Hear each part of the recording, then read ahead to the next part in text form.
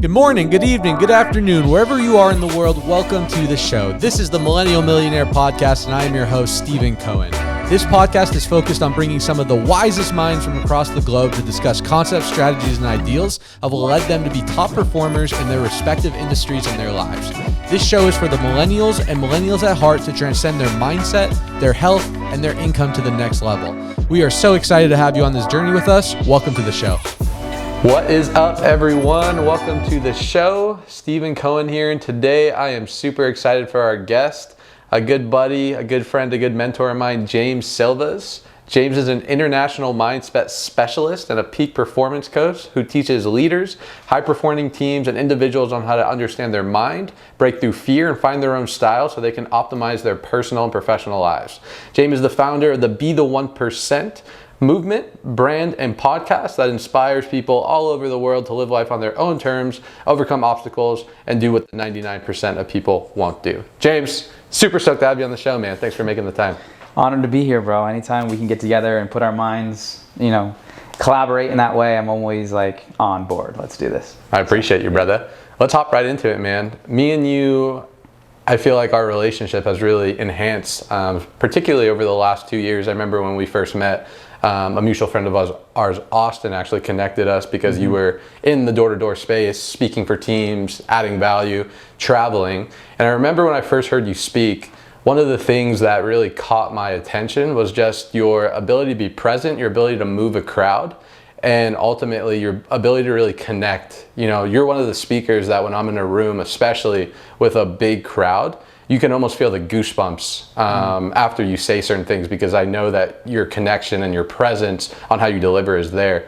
How have you evolved into that good of a speaker and that ability to communicate at such a high level? Yeah, thank you, brother. That really means a lot coming from you. And there's a lot of factors in that. So let's start with before the talk actually happens. We've talked about this before, but I do believe that space has energy, right? And the earlier one can get to a space, the individual, I believe that you could put energy into the space. And so it's always a form of service when I go and speak and share what I've learned.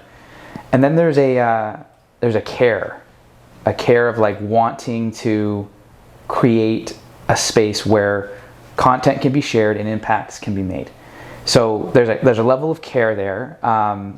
There is a selflessness that I think is associated with that level of presence, where you have to get outside of yourself, which means you have to have a certain level of confidence within you to not think about you. And that's a big thing that I had to work on, because earlier in my career, it was much about how do I sound, how do I look, how am I articulating things, and I was so meta, thinking about what I was thinking about while I was speaking, and that wasn't making the connection that I wanted to with the audience. And so the more I worked on myself, the more self-awareness I had, the more I was able to forget about me and make the moment about others. And so I was able to listen more and look at more, and that has really served me well and allowed me to listen. How do you cultivate that? I love what you said. You're focused more on serving the people that you're communicating with, your clients, the presentations you give, versus being in thought of how well or how you are delivering the speech. And I feel like a lot of people, whether it's trying to speak, present, or really in their day-to-day life, they're so focused on almost second guessing themselves in that self-doubt versus just letting it flow through them and delivering at the level that they want. Is that something that's cultivated? Is that something that's taught? It definitely can be cultivated. It's not easy, and it requires a lot of time spent with self to find out what takes you out of the moment. What are you observing in other people's behavior that is triggering you to get insecure? Right? For early in my career, I would look at fidgeting or people not making eye contact with me, not thinking that my message isn't good. And so then I would be in my head about the one person that I was focusing on and forgetting about the collective that was in that room. And it wasn't until I'm why am I focusing so much on that instead of what the actual message is and allowing that to come through me? And I started making those adjustments and looking at that behavior differently, that everyone learns in a different way and everyone has different modalities and gestures to show how connected they are. And so rather than getting in my head, I stayed with the vibe, if you will, and that allowed the content to just continue to flow out. And eventually those people who I thought weren't listening were actually the people that came up to me afterwards and were like, dude, what you said was like everything. And then I learned very quickly, I'm like, you can't judge behavior always at face value, and you got to trust in your preparation. How have you been able to develop that level of confidence? Because I think anyone who's successful, anyone that's a speaker, anyone that serves, supports, and creates space for individuals to have breakthrough, you have to have a certain level of self-esteem, a certain level of calmness, a certain level of just being okay and being true to who you are. Where does that come from? Have you always had that, or is that something that you've crafted and worked on over the years? One thing that I'm grateful for my parents that they instilled in me was putting myself in very challenging situations. And so that first started in sports when I was younger, and I always played up. I was always the youngest on my team. And that forced me to play with people who were faster, bigger, and stronger. In order to compete with them, I needed to do extra work so that I wasn't the one that was last in the line, or I wasn't the weakest, or I had to stand out in a lot of ways. So that meant I had to have a different strategy. That compounded over the years, and just that level of discipline and wanting to be considered in the conversation of like who is effective in this space, I think has been a big driver for sure. But it's when you're in challenge, there's a level of surrender that you have to the challenge, right? Like there's always a risk of failure, and if you're not okay with leaping into that unknown, if you need everything to be laid out and step-by-step process, that's not how life works. But if you need that, you're not going to be successful in uncertainty. You're going to grab for what you know, and what you know isn't always what's best. What you know is just what you're comfortable with, right? And so part of developing that level of trust is leaping constantly into a form of unknown. Why do you think most people don't leap? I think at a primal level, we all know that we have to get uncomfortable to grow. But why do you think most people don't take action on that unfamiliarness, on that unknown? Because I think we know that on the other side there's something good, yet most people just don't take that leap. You have to be honest with yourself, so that will require you to accept maybe some truths that you don't want to, that maybe take you a notch below what you think you are. I think there's a level of ownership that you have to take over your life and realize that no matter what happens, it's on me. And that's a heavy thing to carry. And people would rather not carry heavy things in order to conserve short-term relief. And if you choose short-term relief over that discipline and let's call it pain, then your life is not going to be what you hope it to be in the long run, because you're not going to develop the muscle and the awareness and the wisdom that's needed, and that you only can find in the hard. So I forget whose quote it was, but like doing something hard each day is essential for mental health. If you're waking up and you do not challenge yourself at least in one time, in one thing, in my opinion, you've wasted the day. I love that, man. I mean, I just got done showing you the new cold plunge, which I'm super stoked about. Right. That was a big reason why I got that, because of that concept of just doing hard things. And for me, I don't like cold water. No one likes cold water, but I understand that by doing that, I am creating the habit, I am creating the identity, I am creating the belief within myself that I am someone that does hard things regardless if I feel like it or not. And I believe that will translate into other areas of my life by just mastering that physicalness of that. And when that's the identity, then it doesn't matter what the economy's doing. It doesn't matter if people believe in you or not, or support you or not. You take that upon yourself to have the narrative that's going to keep you moving forward, even when most people are like, that's not a good idea. What does personal development mean to you, James? Personal development to me means telling the truth. It means constant progression, and it means service. Like accepting hard things, truths, challenging yourself so that you can serve. I think fundamentally, in order for anyone to have a quality of life that they can be proud of, their actions need to be rooted in service to someone, to something, usually bigger than them. Otherwise, you're going to get in your own head and you may justify and talk yourself out of the thing that you know you need to do. But if it's bigger than you, and it can help with a legacy, or the world's a better place by you doing that work, or the people around you are better because you're better, then that's where true meaning and fulfillment comes in my opinion. I think Ed Milet said this, but he said, if you're feeling helpless, become helpful. Because whenever you're in an act of service, whenever your energy is focused outwards into serving and adding value to the world, to the marketplace, or even your family or the people closest to you, it's almost impossible to be depressed, to feel down, because you're not putting enough energy focused on yourself when it's focused on other people. That's right. So I love that.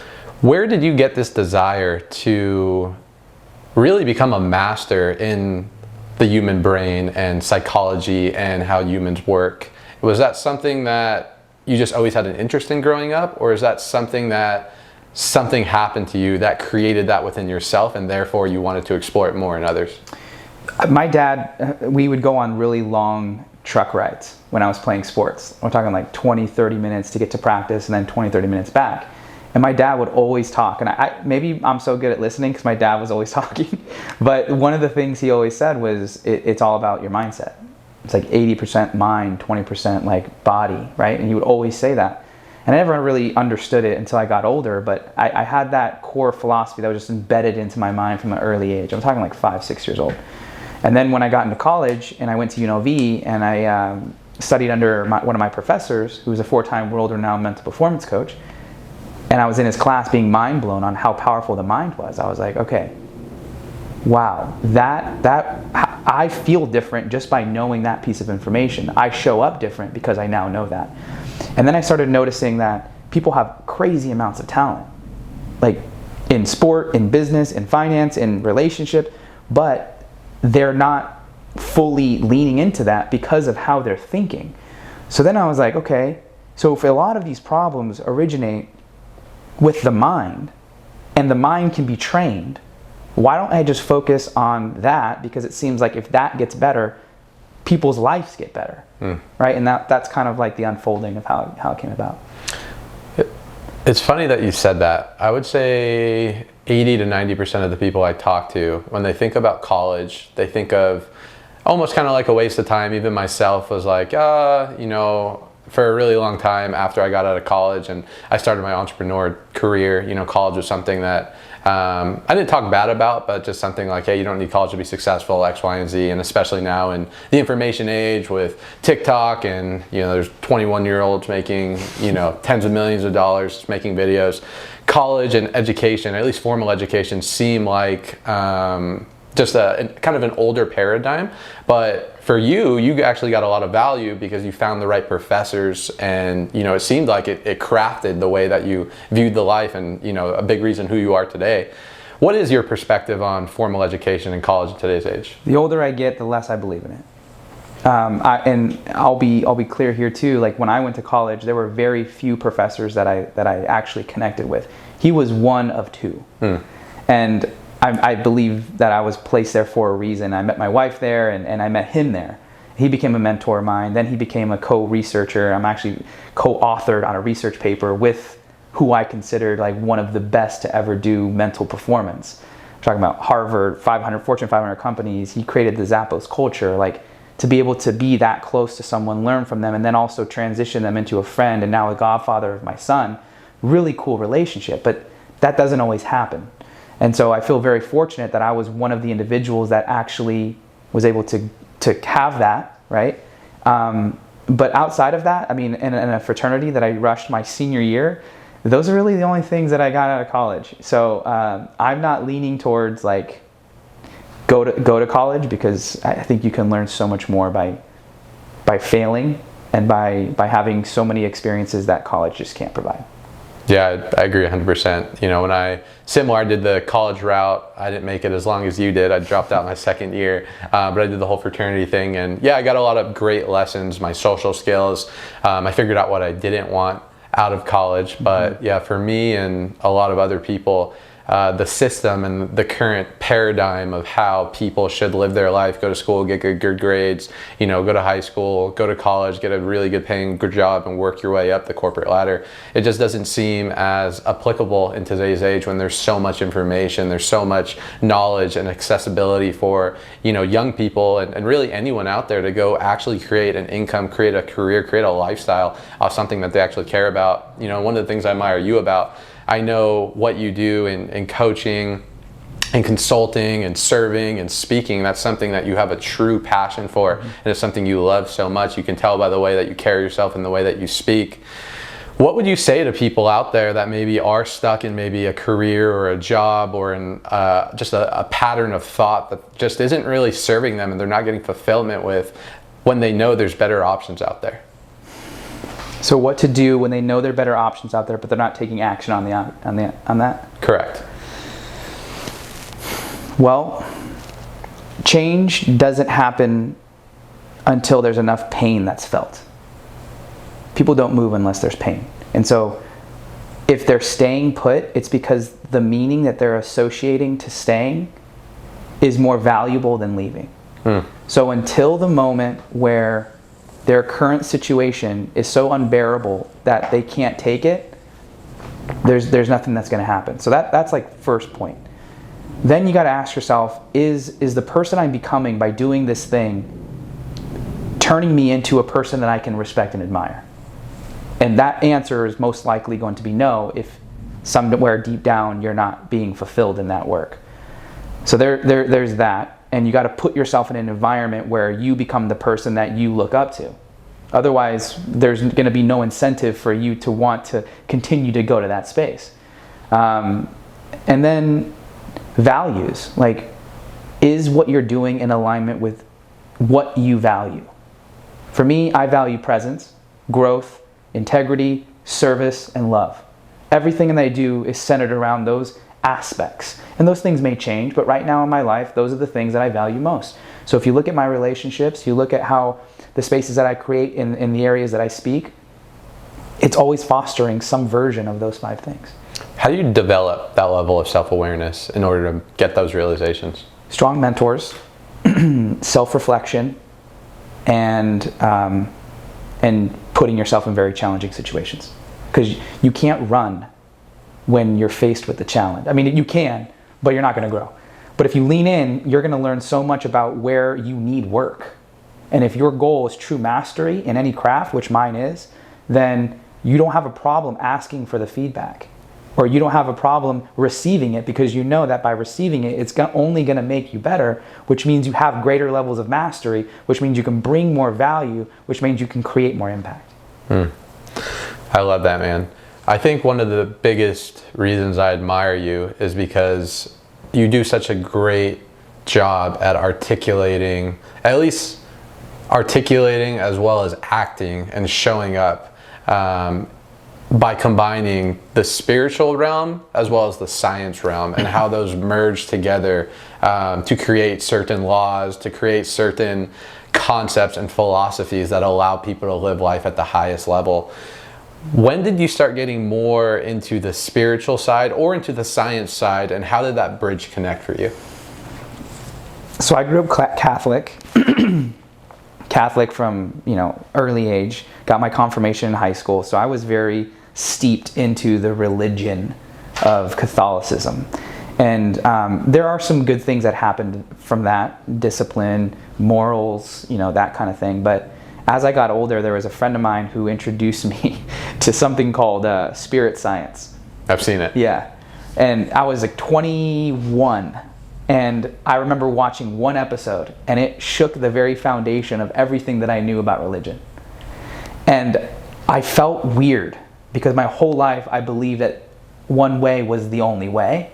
And when I watched it, something in me was like yelling, explore, And then I was like, man, so then I watched more, and then I did my own research, and then that's kind of what opened the door to like plant medicine and self reflection and just sitting with self, because you are your own guru. And that I began to say there's beauty in religion, right? But for me, my journey was more about how much can I grow as a person, and who am I at the core, and then build from there. And so the intersection came in my early 20s, and then I spent the next 6-7 years stacking knowledge on my own interpretation of what spirituality is, which is just self-exploration. Self-exploration. Yeah, man, I'm similar. I didn't really understand. I'm born, raised Jewish, even though I'm not super connected to the religion in terms of my practices. But yeah, growing up, spirituality was never something I was really super interested until I got introduced to entrepreneurship. I remember being like 6 or 7 months into entrepreneurship and learning about stuff like the law of attraction, the law of vibration, watching certain things. I also watched Spirit Science, and just seeing that success, which was the thing I was extremely curious and interested at the time, being someone that didn't come from money.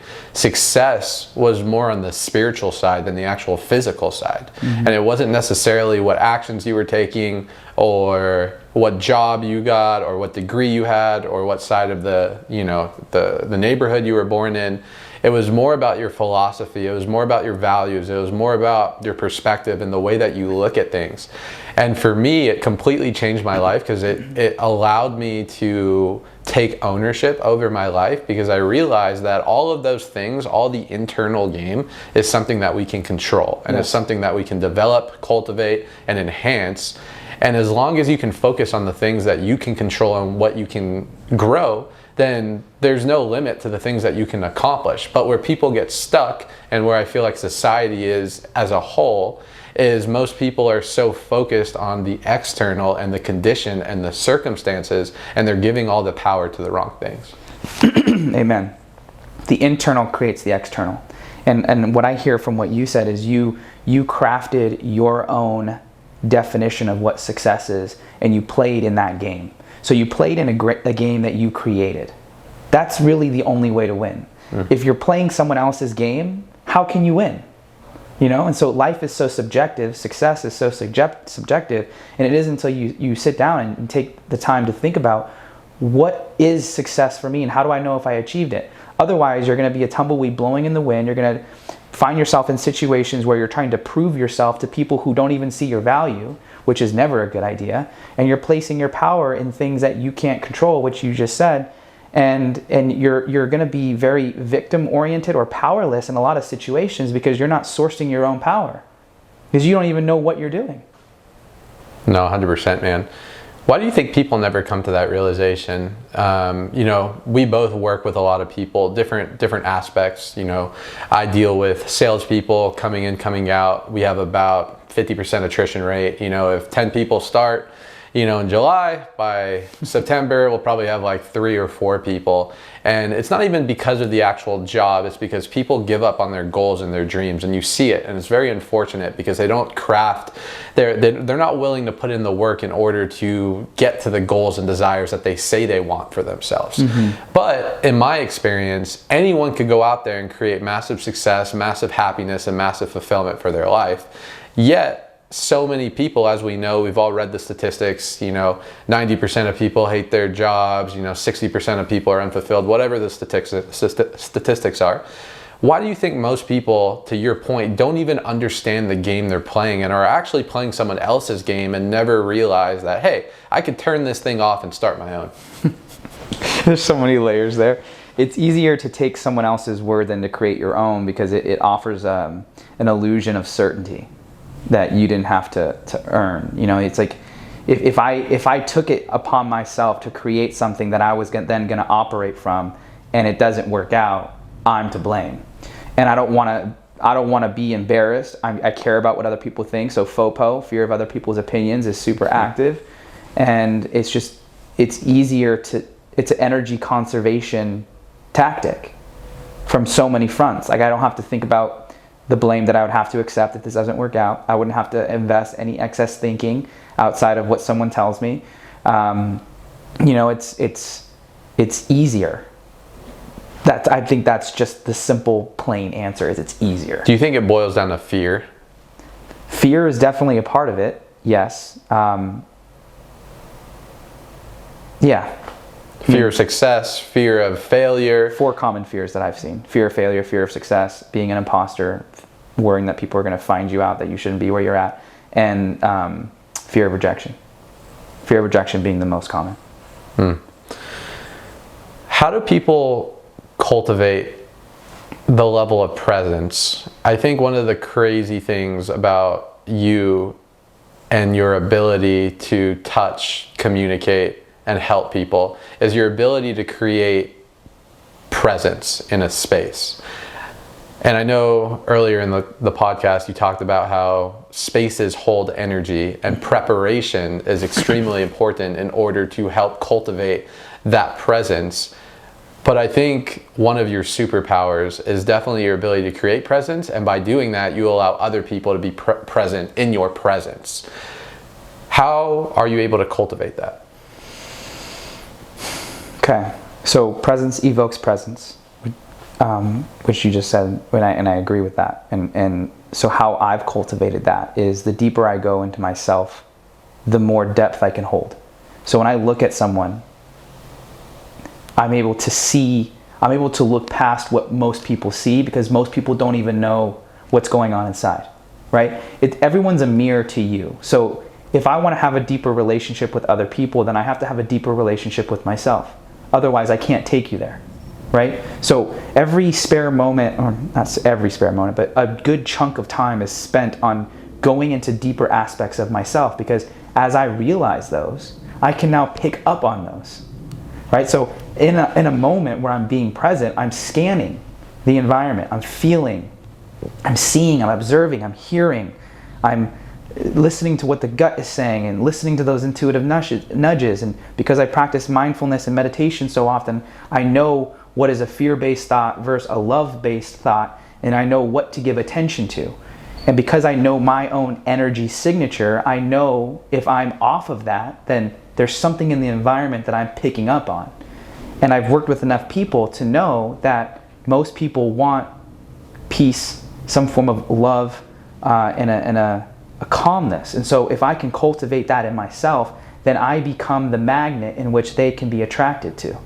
So I could take someone who's super hostile and bring them down just with my tonality and the energy that I'm emanating, because I am calm. And this is leadership at a subtle level. It's like, what environment are you heading into, and what are you wanting to create in that environment, making sure that you walk in with it and that you maintain it as often as possible, regardless of the situation or the context. Know thyself. I think emotional intelligence is one of the biggest skill sets that anyone can learn, let alone entrepreneurs. For me, my ability to maybe not control my emotions, but guide them and not be so reactive to things. And to your point, instead of something happening to me and automatically my instincts or my reactionariness, comes out, I'm able to take a second, pause, create that level of stillness, and respond. Yes. Is emotional intelligence something that you see in high performers that you work with? And if so, what are some characteristics that allow them to tap into Self-regulation is impulse control. You're not just going to go for the quickest, shiniest thing. You're going to stay rooted in what serves you and what you know is best, and you're going to delay gratification. So definitely high performers do have that. With the emotional intelligence side, like, how do you cultivate that, right? You have to be able to body scan, and you have to be able to recognize what's happening inside your body when certain things are happening. We are constantly anchored by our environment. For example, you're a young individual or a baby, and something happens to you, and your parents yell at you for a certain reason, and that yelling is a trigger for you to have a certain response. And if you don't, that can grow up over time, and now when someone yells at you, you go back to that same response that you had as a kid. We all have this. And so it isn't until you start having mindfulness in the moment where you're like, why is this thing making me feel this way? That you start to pull on those threads. And the more threads you pull, the more you realize you probably have to heal something that is triggering you so that the trigger is no longer there. And the less triggers you have, or the better you get at recognizing the trigger and shifting into something more resourceful, then you're able to navigate a lot of uncertainty and a lot of challenge with more ease, relative ease. So for me, I didn't grow up with massive amounts of emotional awareness. It wasn't until I did therapy that I actually began to hone that. And I was sitting with my therapist after something had happened to me that I didn't know how to process. And she's like, how are you feeling? And I'm like, I feel like I want to just punch that person in the face. She goes, okay, well, that's not a feeling. Yeah. So what are you feeling? And I was like, I don't know, mad. Okay, what else? Angry. Okay? And I couldn't name any other emotions. And she's like, okay, here's the issue. You don't understand the subtleties of emotion enough to be able to articulate them. And so if you don't, you're going to continue to create the same situations in your life because you're not recognizing the patterns that lead to the behavior that is making you feel a way that you don't even know how to represent. So she's like, here's your homework. Go home and I want you to sit with each of these emotions. And she gave me a list of like 32 of them. And I went home and for 4 hours, I wrote down anger, right? And I was like, what makes me angry? And then I was like, when people do this, when people say that, when I do this, okay? What makes me sad? When people do this, why? Why does that make me sad? Well, because it reminds me of this. And then I started to see this tree of like where the emotion's root is and how it gets to where it gets to. And then I was like, got it. So if I just limit these situations, these people, I feel less of those emotions. Or if I just look at the root of what's causing that emotion and heal it or shift my perspective around it, then that emotion isn't as heightened. And so then I become more emotionally regulated and skilled in that area. That's so good, man. What percentage of people's unconscious patterns do you think have been created from a young age that, unbeknownst to them, are actually sabotaging them and creating the results that they're trying to as an adult? I'd say north of 70%. And do you feel like if those thoughts, patterns, conditioning, paradigms that weren't even theirs to begin with, that came from a parent, a teacher, a pastor, a colleague growing up, do you believe that if those, let me rephrase my question, how do you shift those? When you realize, hey, there's some stuff that I have, whether it's trauma, whether it's pattern, whether it's limiting beliefs that were created at a young age because maybe I was born in a poverty environment, or maybe I had low self-esteem because I was bullied at a young age, or maybe, my mom yelled at me one time for doing something brave, therefore I am now a coward. Yeah. How do you create awareness over those patterns and shift them in order to not allow the past to dictate your future? It's a great question. Most people don't know what they don't know, right? And so it isn't until you say, where are the areas that I'm struggling in? And you identify those areas that there's probably something to the likes of what you're talking about active. If I notice that every time I start a job, I only stay for 6 months and then I go find another job. Okay, that's happened the last 3 years. So what is it with commitment? Or what is it with a certain type of personality that we need to look at so that you can stay at a place longer if it serves you and not get in your head and self-sabotage an opportunity because you're operating from a default way of thinking that came from a parent or an authority figure or a friend. So analyzing where are your stuck points, or where do you feel stuck, or where are things not going the way that you want them to go, pulling up the hood and seeing what might be the issue there. That could be a mental or emotional block.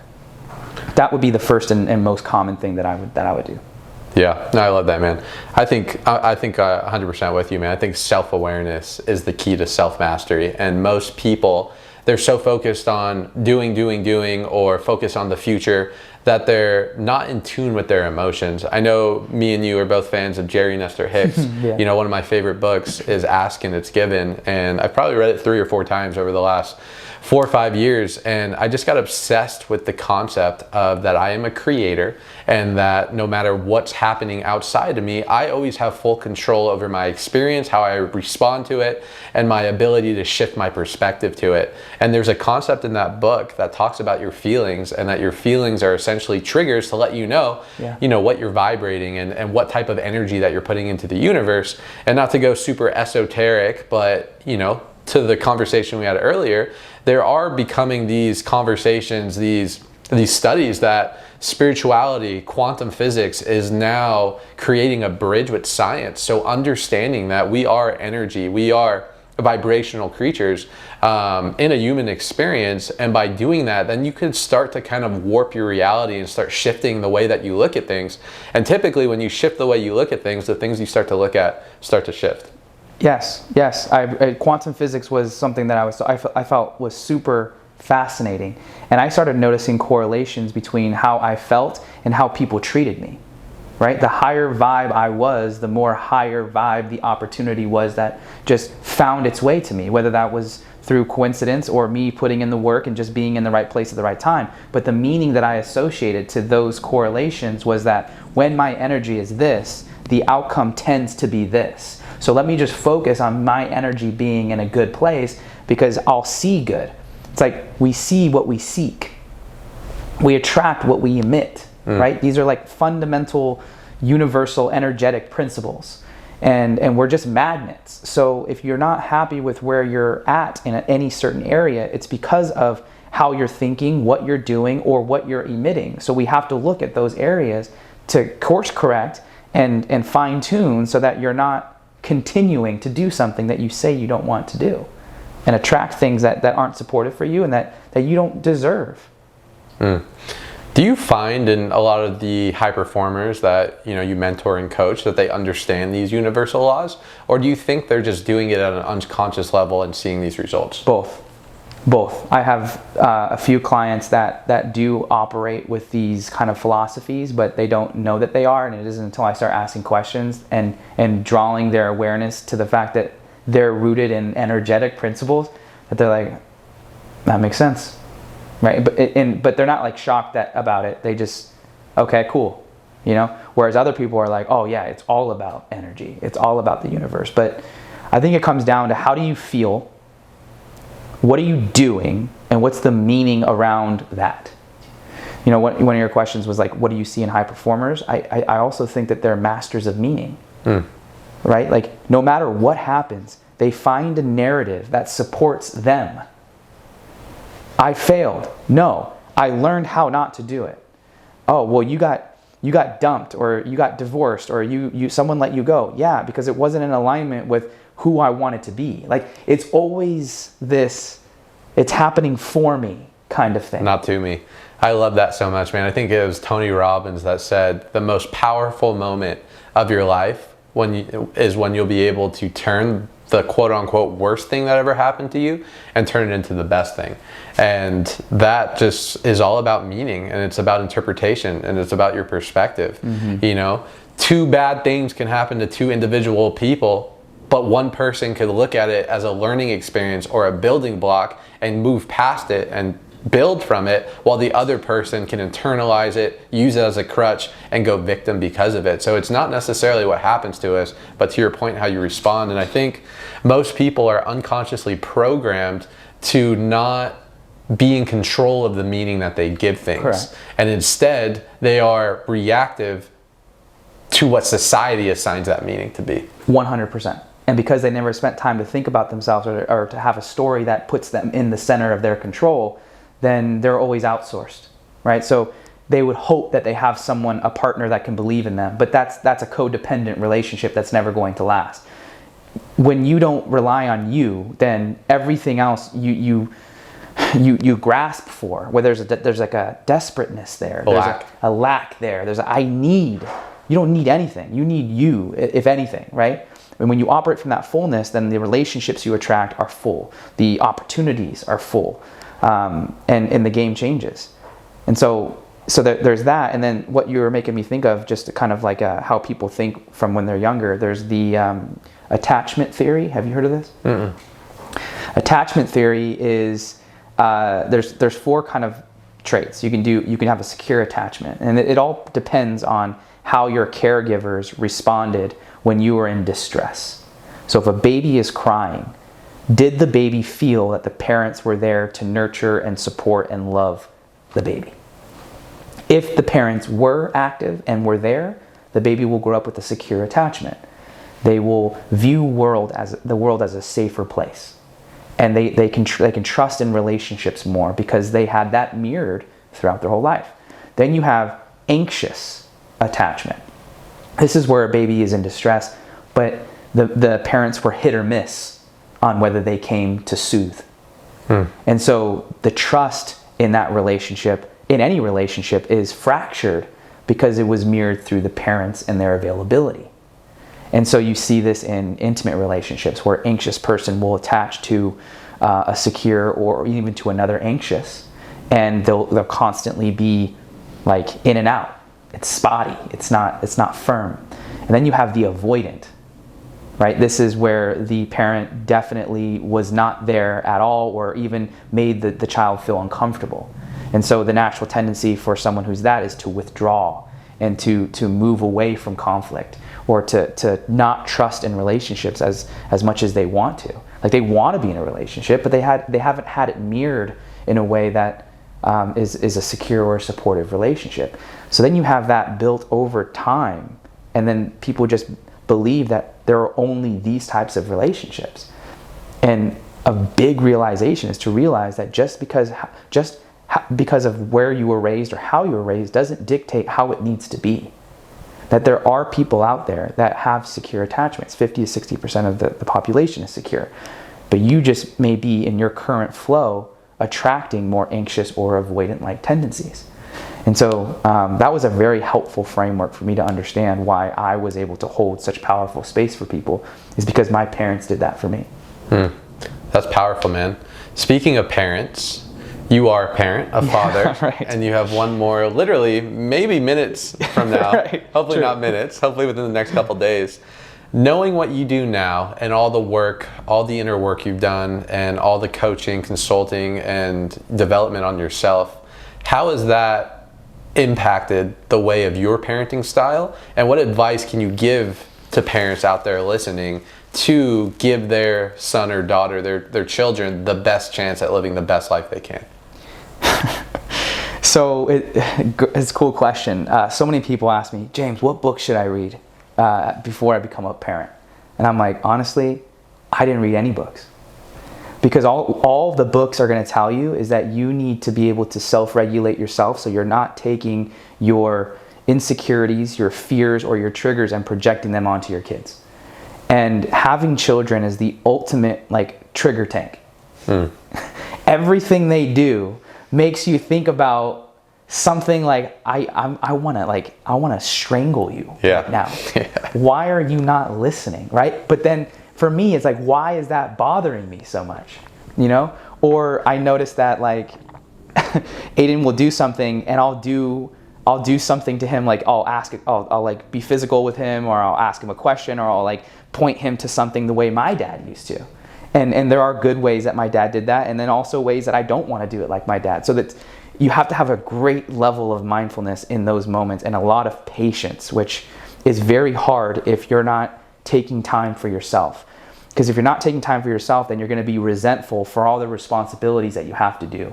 And the child who doesn't know any better, who's still figuring out this world, is going to react in a lot of different ways.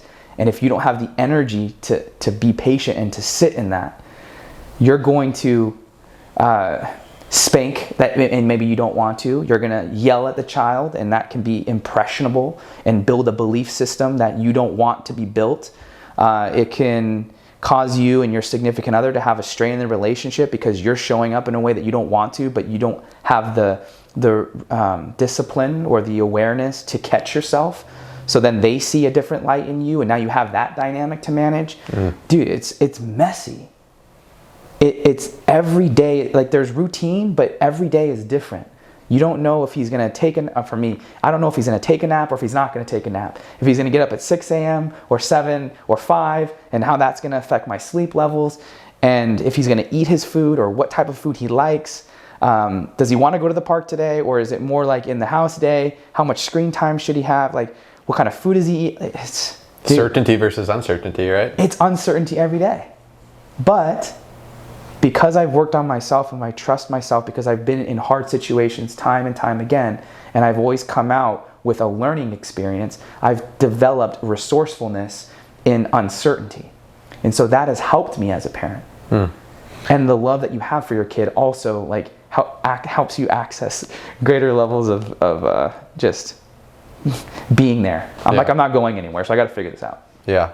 I don't know if you were the one that said this or where I heard it, but they said that stress reveals cracks, or challenges, adversity reveals cracks. And as you were talking now, I think the difference between, I don't want to say good or bad, but the difference between a parent that, you know, is giving, creating, cultivating good space, and maybe that's not, is their ability to be aware of those cracks and go to work on them. Right. So it doesn't happen next time, exactly. Right? Just like in business.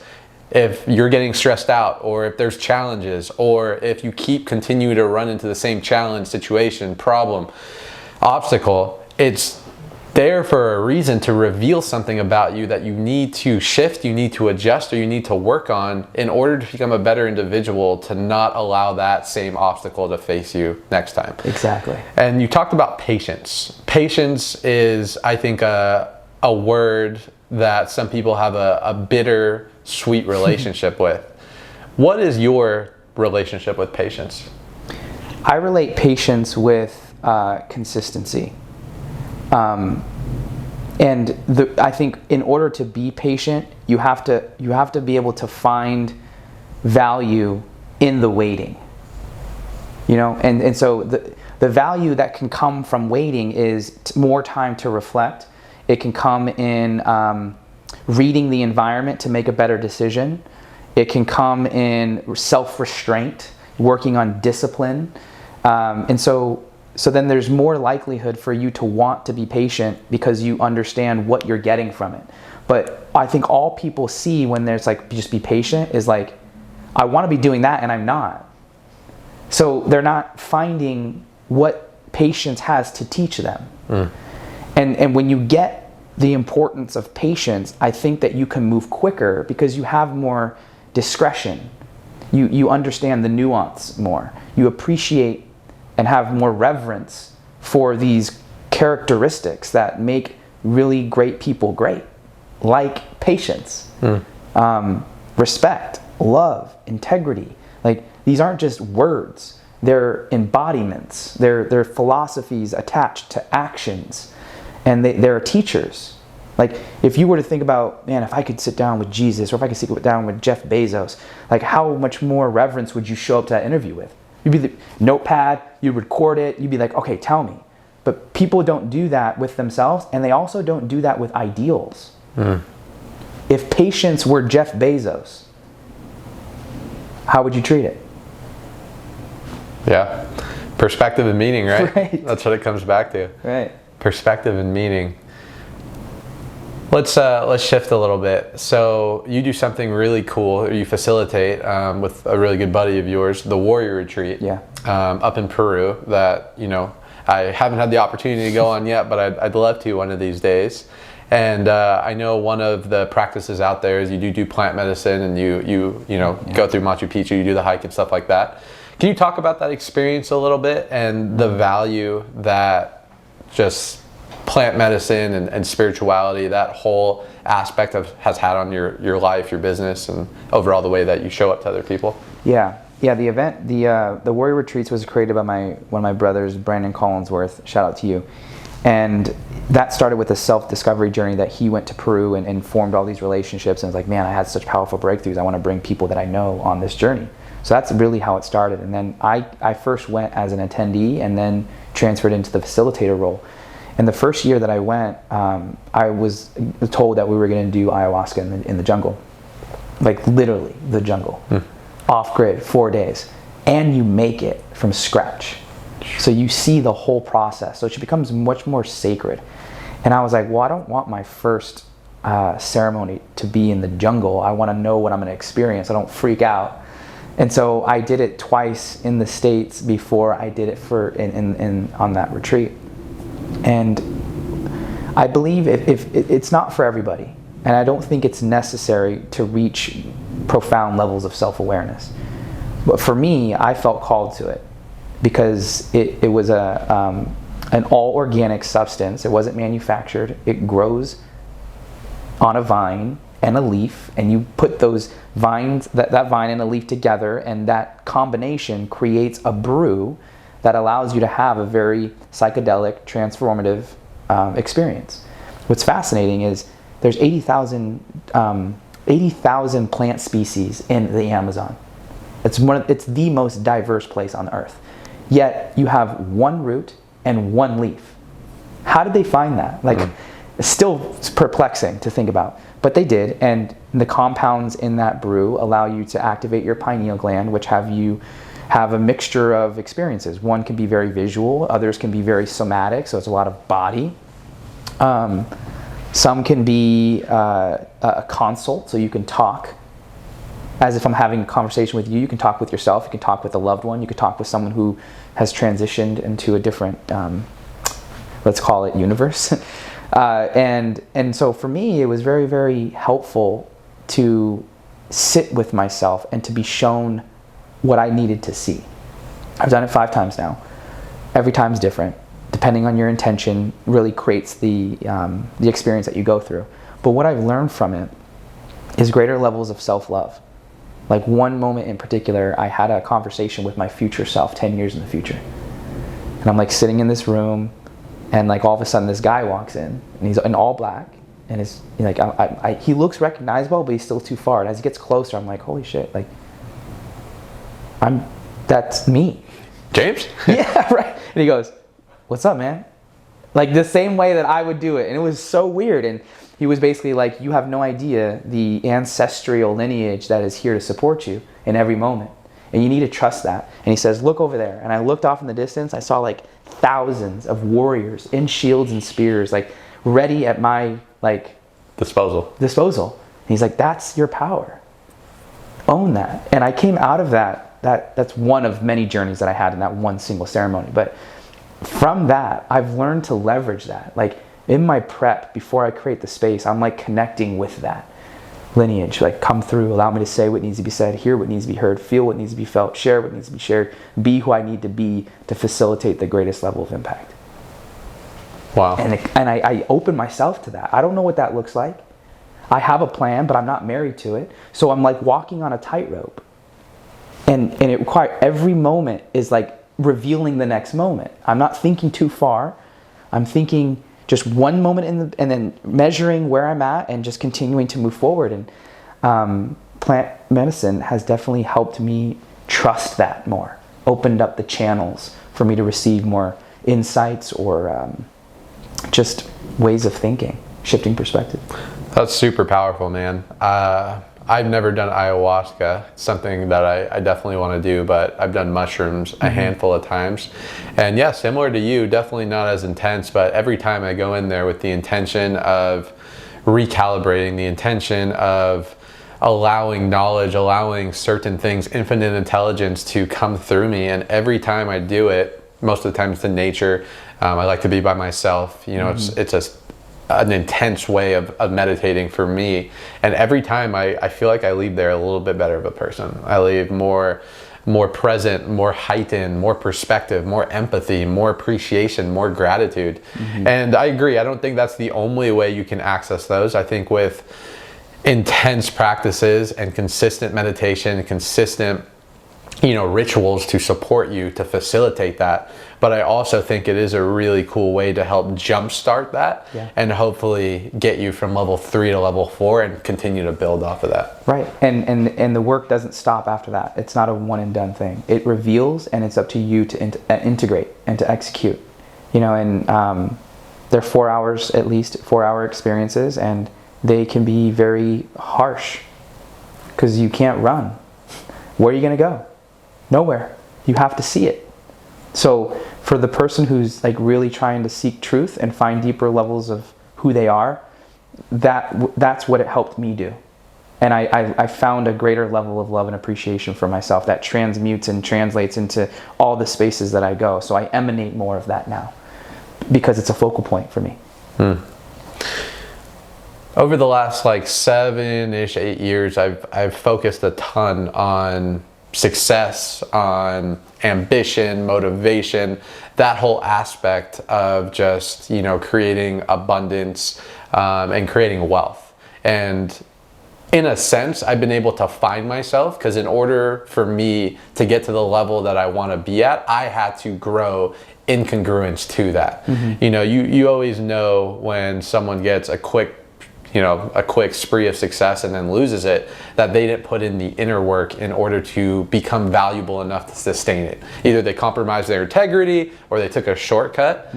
But for me, over the last 2 to 3 years, I've put so much energy into achievement that I feel like I lost a little bit of the fulfillment. And it wasn't until I realized that, hey, why am I doing all of this? It's to create X, Y, and Z, but in reality, it's to create happiness, it's to create joy, it's to create fulfillment.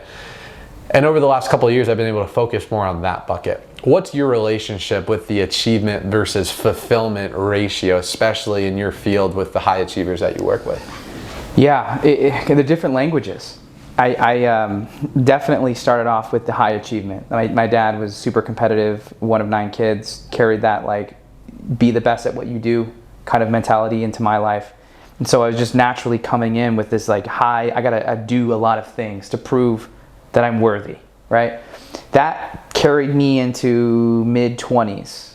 And then as my spiritual journey started to evolve even more, that's where more of the fulfillment piece started to come in, right? And the fulfillment was more so about the presence, it was about relationships, and it was about mastery. And the more I focused on the fulfillment, the more effortless achievement became. And so I had it backwards. I wanted to achieve so that I felt fulfilled. But when you achieve, it's only one-dimensional, the way that I was looking at it, because it was only about how much money do I have and how many goals am I accomplishing.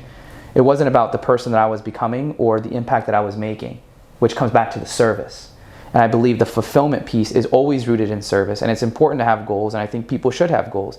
And they should also make sure that those goals are tied to them becoming a person that they can be proud of, and that person is able to add service wherever they go. And I think if we all can be more of that, the world will be a better place, and they'll have more awareness on when they're too far into an extreme.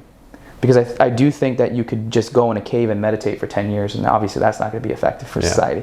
But then you also can be the person who's so obsessed with making as much freaking money as possible that you don't connect with your people who you're doing business with, or you treat people like dirt, or you're just not a very nice person, so your marriage falls apart. So it's a very fine, delicate, constant check-in that one has to do. But for me, I say I'm more on the fulfillment side than the achievement side. Do you believe in balance?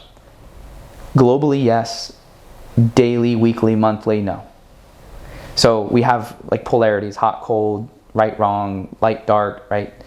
Spectrum, one side of the spectrum, the other side of the spectrum. I believe that in time, everything does balance out.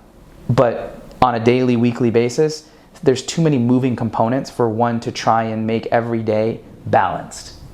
Because that would mean that you would have to have equality in everything that you do, and that's just not realistic. So people beat themselves up when they're not balanced, when if you took their year and weighed it out, it might be balanced. And if it's not, then that's something to look at and make adjustments. But you can't measure that, in my opinion, daily or weekly or even monthly. Like, it's just something that needs to build over time, and then you look back. That's why self-reflection is so important. And then you break down and you say, okay, I did spend a lot of time away from home this year. I want to change that. You won't know that until you have enough data to look at. It's not like, oh, I spent a lot of time away from home today, so tomorrow I'm going to spend more time here. There's just different seasons of life. So you have to be flexible and you have to be agile depending on the circumstance, and make sure that you're communicating what you're doing so that people aren't left in the dark and resentment doesn't build around you making the decisions that you're making. Mostly family related. Yeah, I agree, man. I think you hit it nail on the head. Seasons. I think there are seasons in life. I look back at my own journey of success, and there are for sure periods of my life where I was absolutely not balanced, and there's other aspects of my life that suffered. My joy, my health, my relationships. But I realized that I needed to double down and I needed to sacrifice other aspects of my life for that specific season in order to get enough momentum, in order to create a little bit more harmony, a little bit more balance in a different season of my life. And I think for people out there, it's like maybe they're trying to have that balanced life. They're trying to go out with their friends every weekend. They're trying to make their girlfriend or boyfriend happy. They're trying to, work hard and see their family, but they're not sacrificing anything. And if you're not willing to give things up, you're never going to go up. So it's find that thing that you can almost be obsessed with in a healthy way, that's worth it, that you're passionate about, and that you see the end of the tunnel. And, let go of the instant gratification. There's no microwave effect when it comes to success, happiness, relationships. And you just have to put your head down and work. And if other things suffer, as long as it's worth it to you, eventually those things that are suffering will eventually, you'll be able to get it back to where it needs to be, because that one area is going to be so abundant that it'll flow into everything else. Right. And if you're articulate about why you're going into those actions and doing those things with the people that you love most, you're going to realize who the real friendships are. Like I have friends that sometimes I won't talk to for X period of time, and it's because I'm like knee deep in travel season, and they understand. So when I come back from that and I reach out, it's like, dude, how was it?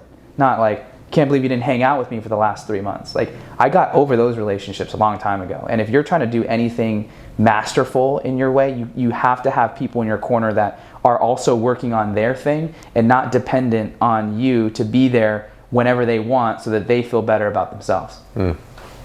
Yeah, man. It's all energy, right? If you're vibrating at such a high frequency and there's other people who maybe you care about in life, but they're not on that same level, it doesn't need to be success or finance, but bettering themselves, focused on growth, focused in on, becoming better, then naturally the law of energy, you're not going to be able to attract each other. There'll be detraction there. And I've seen that happen in so many areas of my life and people's lives. And, if you try and hold on to those relationships, or if you hold on to the past, or if you hold on to the stories that you tell about yourself that are literally a different frequency until compared to who you are today, you're just not allowing yourself, you're not in a state of allowing to allow that new things, that new level in order to attract into your life. Yeah. And I know we talk a lot about identity. We've had conversations about this. I still think for me, that was the biggest shift in my life. It was realizing that the person I was today, the Steven I was yesterday, wasn't going to allow me to be able to achieve the lifestyle that I desired. And I had to let go of that story, that identity, that old paradigm, that old self-image by working really hard, by doing hard things and creating a reputation with myself that I'm proud of in order to facilitate that new Steven. What in your life do you remember, or can recall any of those identity shifts? Was it like a pivotal moment? Was it something that you're like, today, for me, there were many moments in my life that after that specific moment, I wasn't the same. Maybe the results took a little bit of time to catch up, but personally, I made a decision I wasn't the same. Do you recall any of those? Yeah, those moments usually happen in pain. And so when I left the industry in Las Vegas, working at Marquee, to pursue what I'm doing now, I didn't have any backup plan. I left and I went door knocking. All the businesses that I could see and find in Vegas, and pitched myself at 24 years old. I'm a performance coach. I can help you boost your sales, help the morale of your organization, have my own spiel. And I would get doors slammed in my face. I'd get cops called on me. I'd tell people, how old are you? And I'm like, 24. And they're like, what do you have to teach me? And like, all these moments kept stacking. And I began to doubt whether I made the right choice. And that was like 6 months of just no. Nothing coming in, right? And I was just like, I guess I might be too young. Like, what do I have to teach? And it was in that moment where the philosophy came to me. Talk about philosophy, a story that you can buy into and repeat over and over and over, is I don't want to be a statistic. I don't want to be a person that says I'm going to do something and then not do it, because that wouldn't be an integrity. Most people, 99% of the people would say, oh, I want that. And then when it gets hard, they go and find a reason why they shouldn't pursue it anymore. Maybe I'm not skilled enough. Maybe this isn't for me. If it was for me, it'd be easier, whatever justification. And be that 1% came to my mind. Be the 1%. You want it? Go for it. And what it was like a switch. And it sounds so simple, but the most simple ideas actually are the ones that can penetrate the deepest because there's no complexity. So it was immediate, to the ground, water, and like a root came up, And I was like, oh my gosh, yeah, like I'm not going to be a statistic. 2 weeks later, I found one lady outside of Coffee Bean. I approached her, gave her my business card. She called me a week later, brought me in for an interview to their international timeshare company, 175 employees servicing Mexico timeshares. And she's like, come in for an interview. First interview, knocked it out of the park. Second interview, third interview. And I was like, look, just give me 30 days. If I can't change your business in 30 days, then we walk away, you pay my rate, we're done. But if I do change it, we sign a year contract. They're like, okay. Grew their business by 20% in those 30 days, signed a year contract, and that became 1 year, became 4 years. Story, philosophy. It's crazy, man. There's so many stories that I've heard like that where it was, not happy with specific career or specific way in life, took a jump of faith into the unknown, put themselves in a vulnerable situation, failed, doubt, didn't quit, breakthrough moment, life changed forever. Yeah. And it feels like that is almost the formula that people have to go through in order to, again, create that identity shift, to create that lifestyle shift. Yet there's so many people, unfortunately the majority of society, that would be in that same situation as you, James, and to your point, justify, doubt, allow the noise of their parents, their friends, the naysayers, embarrassed of what are all their friends going to think, and then they conform, they drift, and then they don't allow themselves to ever take another shot. And it's so unfortunate to people because every great thing out of life, at least in my own experience, there has to come with massive adversity. You have to put yourself in a vulnerable situation in order to see what you're made of. Again, you have to figure out a way to do hard things. For me, door to door at the time was one of the hardest things that I possibly thought I could do, because growing up I had low self-esteem, low social skills, doubt, scarcity mindset, lack paradigm from my upraising. So door to door to me was that make it or break it moment. Either I was going to be exposed as a fraud, and all of the things, all the books I've read, all the speeches I made up until that point, even though I wasn't making any money, was accurate, and all the people that hated on me and doubted me were right. Or I was going to prove myself right, and no matter what, I was either going to be on top of the mountain or on the side of it dead. And I feel like that really is the mindset that you have to have if you're going to go after anything big, because anything smaller than that, you're going to get knocked off your horse and you're not going to want to get back up.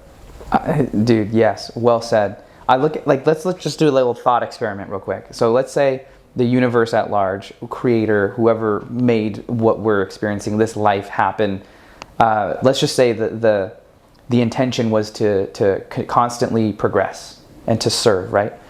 Well, wouldn't it make sense that if a person continues to work at something in spite of adversity and challenge, that person is going to develop the skill that's going to add more value to the species, to the life in general, right? Like, the more challenge you go through, the more life you can hold, because you understand both worlds. You understand what it's like to suffer, and you understand what it's like to succeed. So you have more compassion naturally.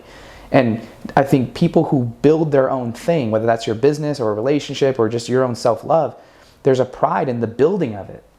There's a resiliency that comes from the building of it that supports our species long after we're gone.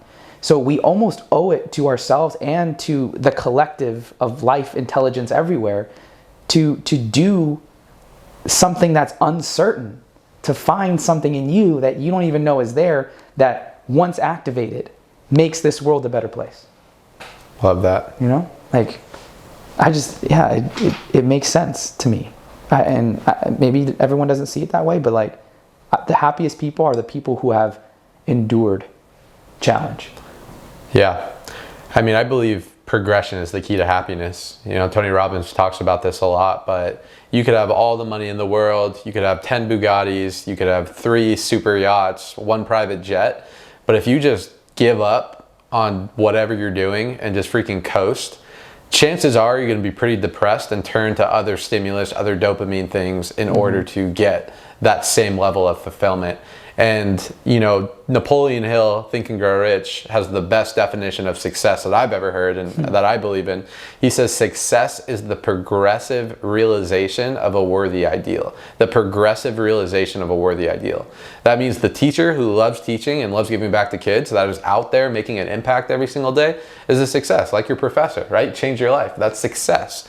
You know, the door-to-door salesman who loves challenges and growing as a person and facing adversity and growing his communication skills, regardless of how much money he's making in that time, as long as he's progressing in his career, he is successful.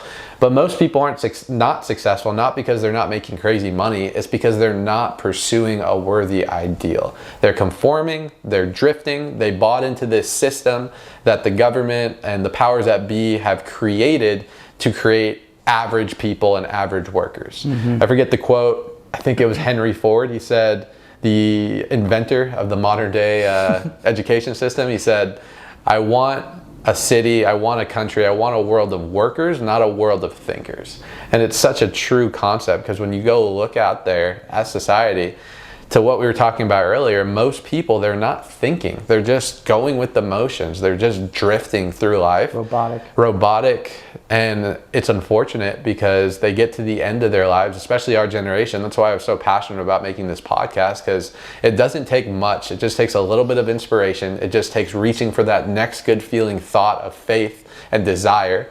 And you take action on it, and you fail and you fall down, but eventually you'll get there. And every little progression that you make, you're now molding yourself into a better person. You're enhancing your integrity, and you're going to end up in a great place as long as you don't quit. Yes. And the key thing you said there is take action, right? Because we can have these really powerful conversations and it can feel stimulating, and you can fall under the illusion that you've grown, but you haven't grown until you've done it. That's where the wisdom comes. So knowledge is beautiful, acquire knowledge, but that knowledge won't turn into wisdom until it's applied. Knowledge without application is hallucination. It's so true. I was that guy. Dude, I think at some point we probably all are. Yeah, going to all the conferences, reading all the books, you know, going to all the hara meetings, feeling like, I'm killing it, I'm crushing it. And I was broke. I could barely afford a Chipotle burrito with the guac on it. And I had to, you know, make a decision that, you know, enough is enough, you know, like we talked about, right? Until the pain of change outweighs the pain of staying the same, then nothing will ever change. You have to literally make a conscious decision that, hey, I'm not going to live like this anymore. I'm going to make a decision that this is who I'm going to be, this is what I'm going to acquire, and this is the life that I'm going to create. And then just be extremely consistent, you know, be flexible in your approach, but be stubborn in where you're going and what you want. And eventually you're going to get there. Yeah. So, bro, this has been amazing. A couple more questions for you, James. Sure. What do you think society needs more of? More of interdependence. Elaborate. Interdependence is so there's three frameworks. You have a dependency, an independence, and then interdependence. Interdependence is when two independent parties come together and form a collaboration to synergize, to leverage strengths and skill sets, to to create a community where everyone's skills are being expressed and leveraged correctly. I think in the West, we live so much in silos. It's always about independence and being away from a lone wolf stuff. Let me do it myself. And not enough community, not enough appreciation for what other people can do and leveraging those skills to help you and help them to create win-win scenarios. And that requires a lot of ego checking, because some people like to be the top dog, and myself included. I've definitely fallen into that a ton of times, of like, I don't trust anyone else and I have the quality that I want to produce and that's it. And so I've stayed in my bubble, I stay in my cave. But what is that doing? I'd much rather now create a team of Avengers. You know, you have Iron Man, you have Captain America, you got the Hulk, you got all these people that are doing their own thing in their own lane, but you weave your stories in and out of each other to create massive impact. So I think we need more interdependence, and you see this a lot in cultures, you know, or in countries like Africa. It's all interdependence. When you have a baby, like a whole village takes care of that baby, not just one person, you know. And so I think we can leverage each other's time and skill and resources to help more people as opposed to just the ones that benefit us immediately. Well said, man. That's super powerful. I love that Avengers mentality. What do you think are some applicable things, some applicable practices people can do today to help amplify their life? Whether it's physical daily practices, spiritual daily practices, financial daily practices, or mental daily practices.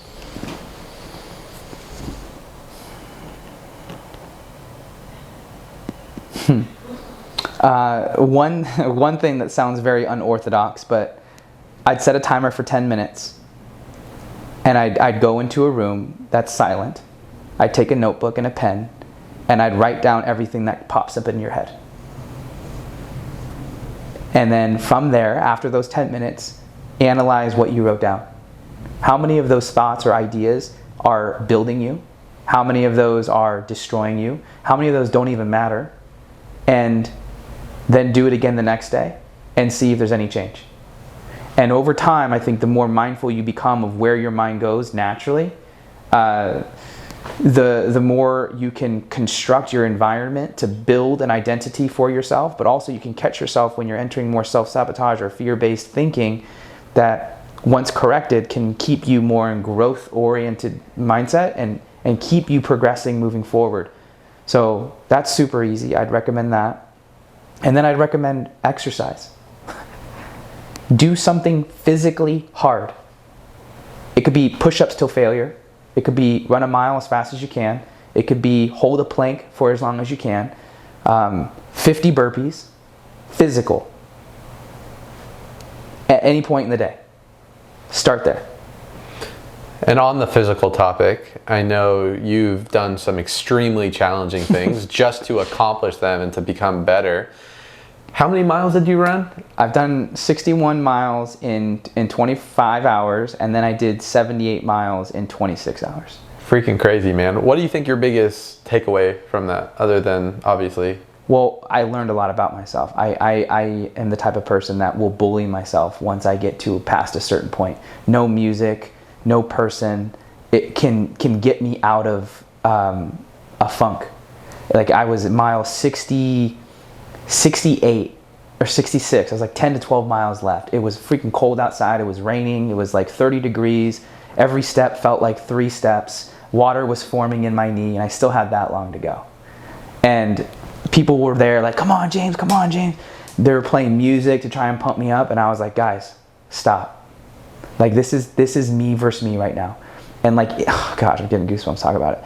Like it was the most demanding thing that I'd ever been through. And I was like, don't you fucking quit, dude. Like you will be a hypocrite if you stop now. I don't care if your knee hurts. I don't care if you move at a snail's pace. You're finishing this race. And like I got intense, I cussed, I would like, it's all in my mind. But I had to go to very dark places to get myself to keep moving forward.